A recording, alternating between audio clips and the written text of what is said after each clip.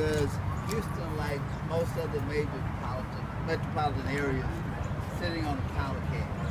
I think you can see what's happening around the country, Ferguson, New York, and now Baltimore.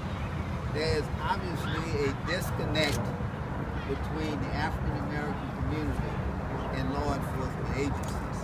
And the disconnect is not caused by people in the African American community, it's caused by rogue law enforcement officers. Remember, I'm not criticizing every law enforcement official in this country. There's some very good ones. We have some very good ones in Houston. But we have too many rogue law enforcement officials. And the purpose of this press conference is to say to the city of Houston, we're sitting on a powder keg and we need to do something to make sure that what happened in Ferguson and what's happening in Baltimore is not happening in Houston. We're calling this press conference to make 3 basic requests. First, we know that most of the people in jail and in prison, most of the young men, most of the young women in prison and in jail are undereducated. We know that if we improve our education system, we will reduce our crime rates. So we're calling on the Superintendent, Jerry Greer, of the City of Houston to immediately improve HISD and to find another job. We're calling on the Superintendent of the City Public Schools in Houston to immediately improve the public schools in Houston or look for another job.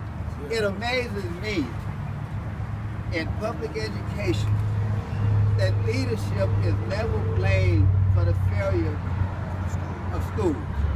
We blame the students, we blame the teachers, we blame everybody else, but we don't blame leadership. There's no other industry in the world that happens. I can tell you, if the Texans lose, they're looking for a new coach. If Shell goes under, they're looking for a new CEO. If HISD doesn't function, we say, oh, the student's not doing their job. The teacher's not doing their job. We never say, well, what about the leadership? So we're saying we are demanding that the leadership in HISD do its job, or we need to start looking for new leadership.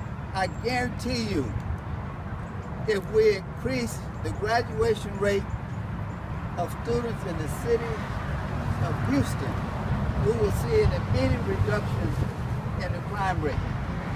Second, it amazes me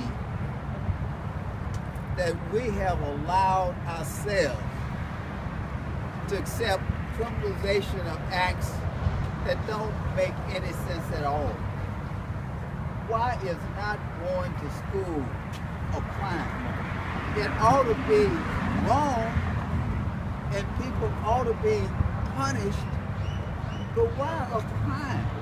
I mean, we're not any more intelligent that we can't come up with some way to get our kids to go to school other than say, if you don't go to school, we're going to put you in jail, or we're going to fine you, or we're going to make you a criminal.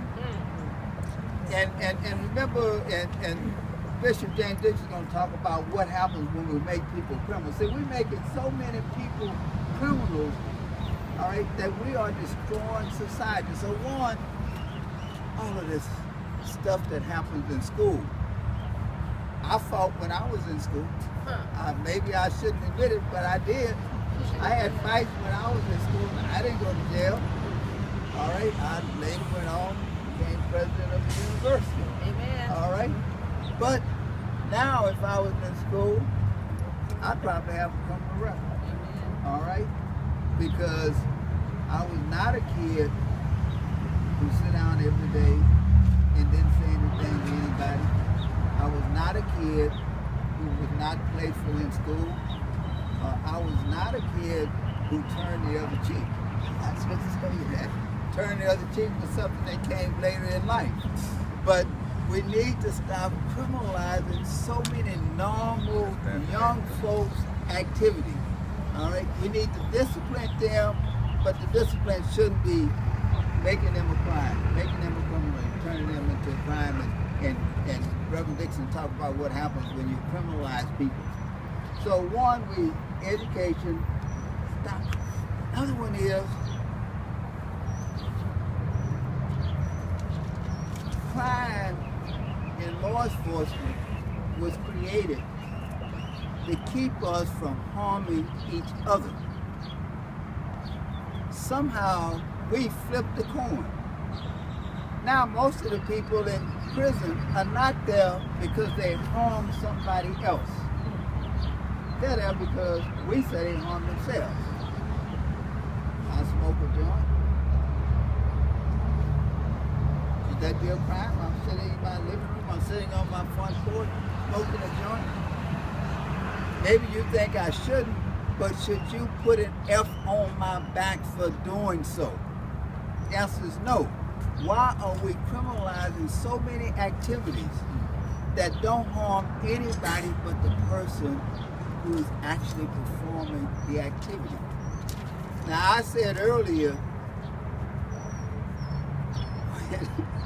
when we create tort, and somebody informed me and said the public won't know what a tort is, said personal injury. There are personal injuries, that's the civil side, all right? Where we say if you harm someone else civilly, you go to court. You go to court. You go to court, you either sue them and make money, or either you enjoin them from performing the activity, but you don't go to prison. Because prison is supposed to be reserved for those hideous torts, those hideous acts against other people. Believe it or not, you can't have a personal injury against yourself. You cannot have a personal injury against yourself. All right? You can't have a tort against yourself. We understand on the civil side, I can't create a tortious act against myself. But if crime is supposed to be a hideous act, if you can't create a civil act against yourself, why should you be able to create a criminal act against yourself? It just doesn't make any sense. So if you look at what's happening in the prison today, almost half the people in the prison are there not because they harmed anybody else. Half the people in prison today are there because we said they harmed themselves, and harming themselves is a crime. So we need to look at how we have criminalized so many acts today, and we need to pass some laws to deal with that. The other one is, and Reverend Bishop James Dixon is going to speak to it, it is what happens when you have that F on your back and what it does to you and prevents you from becoming a successful member of society. So with that, I'm going to turn it over to Reverend Dixon.